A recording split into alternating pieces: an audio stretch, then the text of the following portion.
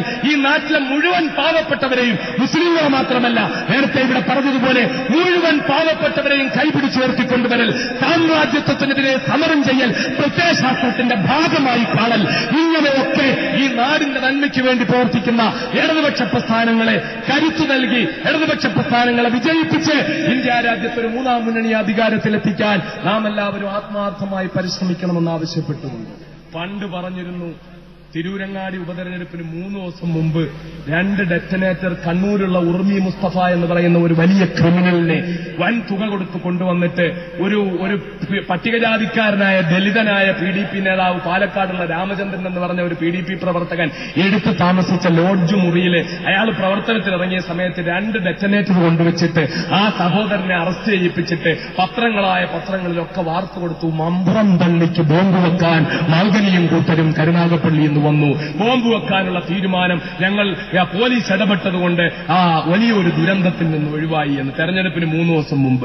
ഇതുപോലെ ഞാൻ ജയിലിൽ കിടന്നപ്പോൾ പറഞ്ഞു, ഉസാമ ബിൻ ലാദനുമായിട്ട് ഞാൻ ഹൈദരാബാദിൽ വെച്ച് കണ്ടു എന്ന് പറഞ്ഞു.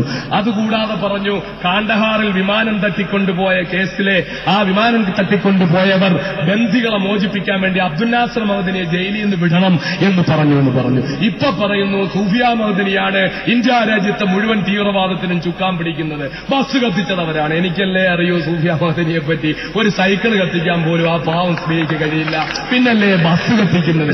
എന്റെ ഭാര്യ ഇങ്ങനെ വല്ലാതെ ഉയർത്തി പറയുന്നത് കാണുമ്പോൾ ഞാൻ തന്നെ അത്ഭുതപ്പെടാറുണ്ട്. എന്റെ ഭാര്യയെ പറ്റി തന്നെയാണോ ഈ പറയുന്നതെന്ന്. ഞാനിത് പറഞ്ഞു വരുന്നത്, ഇപ്പൊ എല്ലാവരും ആഘോഷിച്ചുകൊണ്ടിരിക്കുകയാണ്. ഇനി ആഘോഷം ഇലക്ഷന്റെ തെരഞ്ഞെടുപ്പ് പ്രചരണം അതിന്റെ മൂർധന്യത്തിലെത്തുന്ന സമയത്ത് പലതരത്തിലുള്ള പ്രചരണങ്ങളും ഉണ്ടാവും. ഞാനും ദാവൂദ് ഇബ്രാഹിമുമായിട്ട് തിരുവനന്തപുരത്ത് വെച്ച് കണ്ടു എന്ന് പറയും. പിന്നെ ഞാൻ മറ്റൊരാളെ വേറെ കണ്ടു എന്ന് പറയും. പാകിസ്ഥാനിൽ നിന്ന് എനിക്ക് വന്ന 5 കോടി രൂപ പിടിച്ചു എന്ന് പറയും. ഇത് 10 കോടി വേണമെങ്കിലും കൊടുത്തിട്ട് പിടിപ്പിക്കാൻ പറ്റിയ ആളുകളുണ്ടല്ലോ, അതുകൊണ്ട് 5 കോടി പിടിച്ചു എന്ന് പറയും. ഇങ്ങനൊക്കെ പലതും ഉണ്ടാകും. എനിക്ക് എന്റെ പ്രിയപ്പെട്ട സഹോദരങ്ങളോട് പറയുന്നതിനുള്ളത്, കേരളത്തിലെ 1-2 മാധ്യമങ്ങൾ ഒഴിച്ച് എല്ലാ മാധ്യമങ്ങളും ഇടതുപക്ഷ പ്രസ്ഥാനത്തെ തകർക്കാൻ വേണ്ടി പ്രതിജ്ഞയെടുത്തിരിക്കുന്നവരാണ്. അതുകൊണ്ട് തന്നെ മാധ്യമങ്ങളിലൂടെ പുറത്തുവരുന്ന നുണപ്രചരണങ്ങളിൽ നിങ്ങൾ വിശ്വസിക്കരുത് എന്നാവശ്യപ്പെട്ടുകൊണ്ട്, ആടിനെ പട്ടിയാക്കുന്നതുകൊണ്ട് കുഴപ്പമില്ല, പക്ഷെ പേപ്പട്ടിയാക്കരുത്. ആക്കിയിട്ട് പിന്നെ തല്ലിക്കൊല്ലുക കൂടെ ചെയ്യരുത്. പച്ചക്കള്ളങ്ങൾ വിളിച്ചു പറഞ്ഞിട്ട് എവിടെന്നോ കുറെ നാളുകൾക്ക് മുമ്പ് കണ്ണൂർ ഒരു കോടതിയിൽ സമർപ്പിച്ച ചാർജ് ഷീറ്റിൽ നിന്ന് 2 കഷണം പേപ്പർ കീറിയെടുത്തുകൊണ്ടുവന്നിട്ട് ആഭ്യന്തര വകുപ്പിന്റെ രഹസ്യരേഖ ഞങ്ങൾക്ക് ചോർന്ന് കിട്ടി. ഇതിനകത്ത് പറയുന്നു, മഹദിനിയുടെ ഭാര്യയുടെ പർദ സെന്ററിൽ വെച്ചാണ് എല്ലാ തീവ്രവാദ പ്രവർത്തനങ്ങളും ഇപ്പം ചുക്കാൻ പിടിച്ചതെന്ന്. ഞാൻ അഭിമന്യനായി ഈ സംസ്ഥാനം ഭരിക്കുന്ന കക്ഷിയുടെ കരുത്തനായ നേതാവ്, തുല്യതയില്ലാത്ത നേതാവ്, ഞങ്ങൾക്കൊക്കെ അദ്ദേഹത്തിനോട് ആദരവാണുള്ളത്. വെറുതെ പറയുന്നതല്ല, അബ്ദുൽ നാസർ മഹദനി ഒരു പ്രശംസയ്ക്ക് വേണ്ടി പറയുന്നതല്ല. സത്യസന്ധതയുള്ള, ചങ്കുറപ്പുള്ള, ധീരതയുള്ള, പ്രതിസന്ധികളെ തട്ടി നീക്കി മുന്നോട്ട് പോകാൻ കഴിയുന്ന, ആകാശം ഇടിഞ്ഞു വീണാലും ആ വീഴട്ടെ, അതിന്റെ പുറത്തൂടെ നടന്നു പോകാം എന്ന് പറയാൻ കഴിയുന്ന ചങ്കുറപ്പുള്ള കേരളത്തിന്റെ പ്രഗത്ഭനായ നേതാവാണ് സഖാവ് പിണറായി വിജയൻ. അദ്ദേഹത്തിന് മുഖസ്തുതി പറയുകയല്ല, മുഖസ്തുതി അദ്ദേഹം ഇഷ്ടപ്പെടുകയില്ല. ഒരു കളകറഞ്ഞ കമ്മ്യൂണിസ്റ്റുകാരൻ എന്ന നിലയിൽ മുഖസ്തുതി അദ്ദേഹം ഇഷ്ടപ്പെടില്ല എന്നെനിക്കറിയാം. അതുകൊണ്ട് തന്നെ ഞാൻ പറയുന്നത് മുഖസ്തുതിയുമല്ല.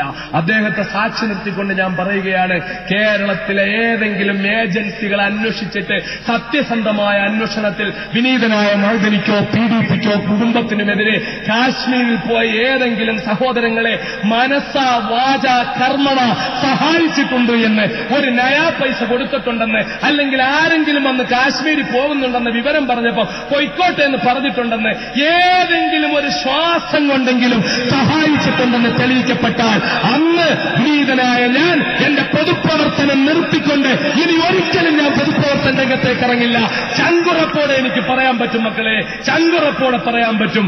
കാരണം 10 കൊല്ലം ജയിലിൽ കിടന്ന് ഒരുപാട് അനുഭവങ്ങളും പാഠങ്ങളും ഉൾക്കൊണ്ടുവന്ന വിനീതനായ എന്നെ സംബന്ധിച്ചിടത്തോളം ഞാൻ ഇന്ന് വിശുദ്ധ ഖുർആൻ ഉയർത്തിപ്പിടിച്ചുകൊണ്ട് കേരളത്തിലെ 14 ജില്ലാ കേന്ദ്രങ്ങളിലെ രാഷ്ട്ര സുരക്ഷാ സമ്മേളനത്തില് ഞാൻ വിശുദ്ധ ഖുർആൻ ഖുർആന്റെ ആയത്തോതിക്കൊണ്ട് ഹദീസ് ഓതിക്കൊണ്ട് ഒരു നിരപരാധിയെ കൊല്ലുന്നത് ഒരു ജനസമൂഹത്തെ മൊത്തം കൊല്ലുന്നതിന് തുല്യമാണെന്ന വിശുദ്ധ ഖുർആന്റെ സന്ദേശം പറഞ്ഞുകൊണ്ട് ഒരെറുമ്പിനെ തീയിട്ട് കൊല്ലാൻ പോയപ്പോൾ പ്രവാചകൻ ഒരെറുമ്പിന് തീ പിടിച്ച് മരിച്ചു പോകുമെന്ന് കണ്ട ഘട്ടത്തിൽ, ചത്തുപോകുമെന്ന് കണ്ട ഘട്ടത്തിൽ കൊല്ലരുത്, ആ തീ അണയ്ക്കുക എന്ന് പറഞ്ഞ് തീ അണപ്പിച്ച വിശ്വവിമോചകൻ മുഹമ്മദ് മുസ്തഫ സല്ലല്ലാഹു അലൈഹി വസല്ലം തങ്ങളുടെ പ്രിയപ്പെട്ട അനുയായികൾക്ക് ഒരിക്കലും എവിടെങ്കിലും കൊണ്ടുപോയി കുറച്ച് ബോംബ് ഉണ്ടാക്കി കൊണ്ടുവച്ച് എവിടെങ്കിലും കുറച്ച് ഡെറ്റനേറ്റർ കൊണ്ടുവന്നൊരു ബാറ്ററിയുമായിട്ട് ഫിറ്റ് ചെയ്ത് വെച്ചിട്ട് നിരപരാധികളെ കൊല്ലാൻ പറ്റില്ല.